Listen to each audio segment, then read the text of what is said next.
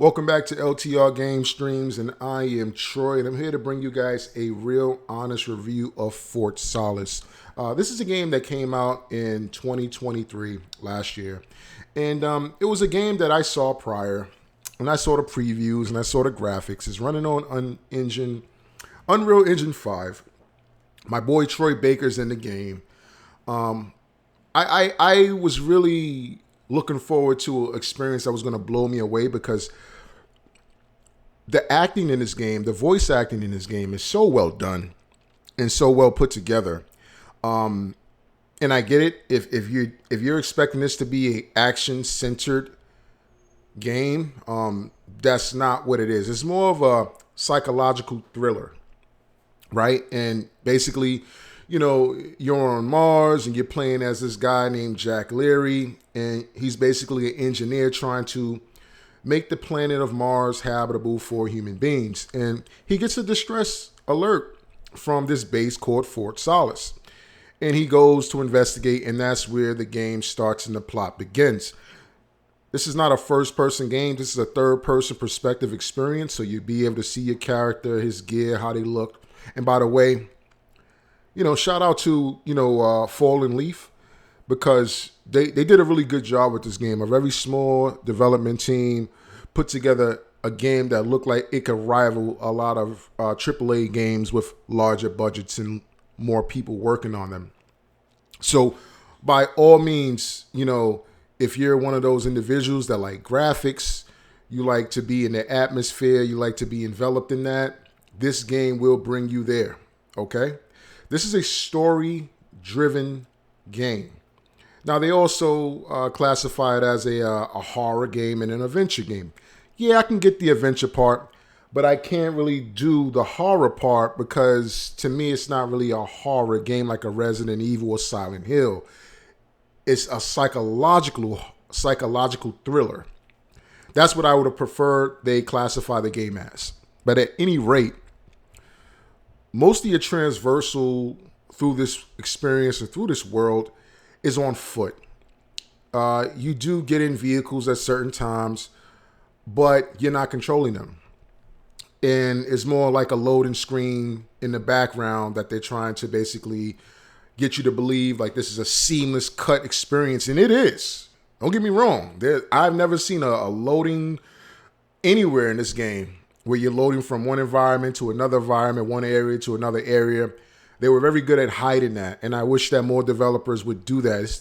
It's 2024, right? I shouldn't be seeing the load and screen load, right? But at any rate, without giving away the issue, you're basically the story. You're basically on this planet trying to figure out what is going on and why this particular base is emitting this distress signal, and you make your journey from there. Now, other than, let's say, a couple of quick time events, there's not much combat in this game. I'm gonna be honest with you. You're going to be going from point A to point B, sometimes backtracking. You're going to be listening to audio logs, things that crew members of this particular facility left behind, and you're basically trying to put the pieces together, figure out what happened here at this base.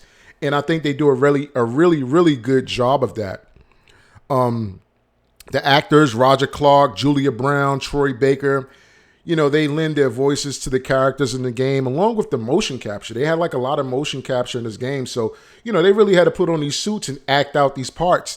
And I think that I wish more games did that. And by the way, they did a hell of a job. I would not cut them short on that. The acting in this game is quality A+. I kind of thought that this game was a movie at first, like a knockoff of a movie that's been out already, the way it presents itself. And as you progress through the game and you experience different elements of it, it gives you that series TV-based vibe experience. Again, this game is not a very long game. I say 4 to 5 hours at most. Unless you're staying on, you're going on a beaten path and you beelining it from point A to point B. But if you're one of those individuals that like to explore, see what the environment has to offer, look into different areas of the map and you're walking less than 1 mile an hour.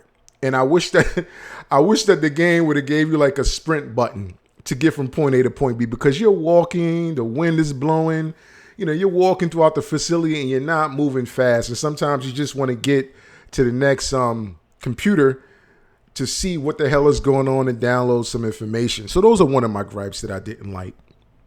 This isn't an open world experience. It's just a large, expansive area that you'll be able to actually walk around and explore. But this is by no means an open world game. It's pretty linear. It's a lot of backtracking. If you really want to get down and, find out all the tidbits and pieces of what actually happened here on Mars in this world, you're going to be backtracking. Now, again, they're using Unreal Engine 5, which is great. I'm glad to see that, because we see the potential in Unreal Engine. Unreal Engine is one of the best engines out visually that I've experienced playing games on when developers decide to make them. And this is Unreal Engine 5, and it doesn't cut any corners. What I was surprised is that this game is on the PlayStation 5, it's on Windows and Mac, but it didn't come to the Xbox S and the Series X.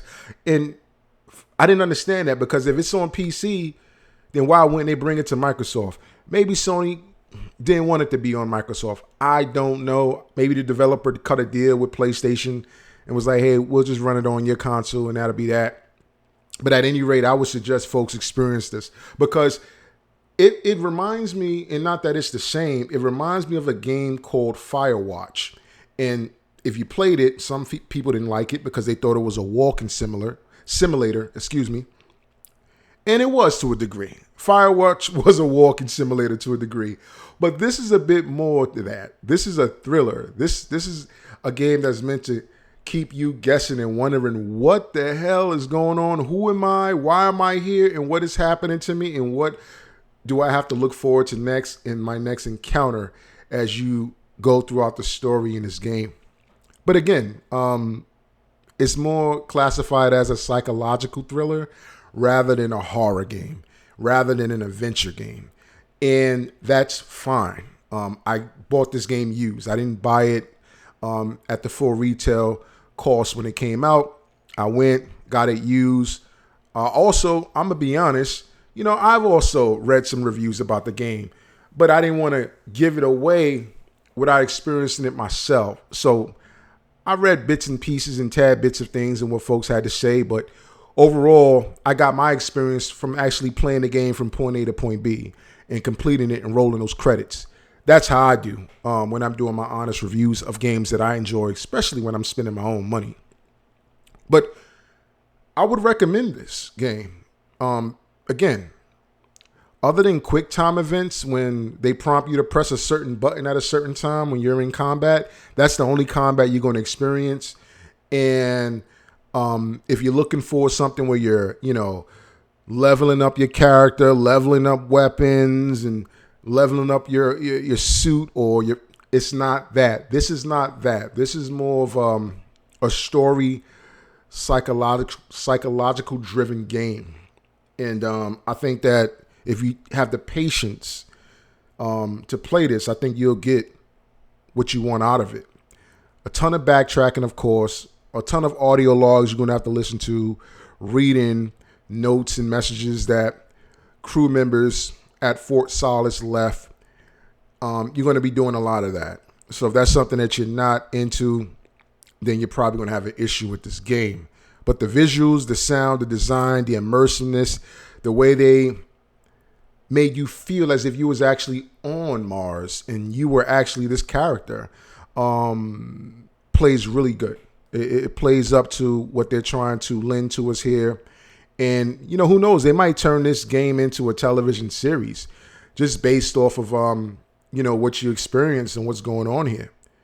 So I would definitely recommend folks check this game out. If you can get it for $30, whatnot, used, and it's not a game that you're going to be playing over and over and over. There's a ton of different endings. This is not that. Once you run through it, you run through it. If you're an individual that like to collect the trophies or a completionist, yeah, you can go back and play it again. But I had my fill of it just playing it through one time. And I would definitely recommend folks just to check this out. It's chill, laid back. You can get through it in a day. depending on how you stream. Actually, if you want to check out my complete gameplay of Fort Solis here on LTR Game Streams with Troy, I have obviously a playlist for this game, and it's only 2 videos. You know what I mean? And you'll be able to see me play this game from beginning to the end, and see it for yourself if you are interested in these type of this type of experience and this type of medium that their Fallen Leaf is trying to bring to the gamer here. But overall, good game, story driven, good plot. Check it out. I'm Troy. This is LTR Game Streams. Subscribe to the channel. Catch you at the next review. Peace.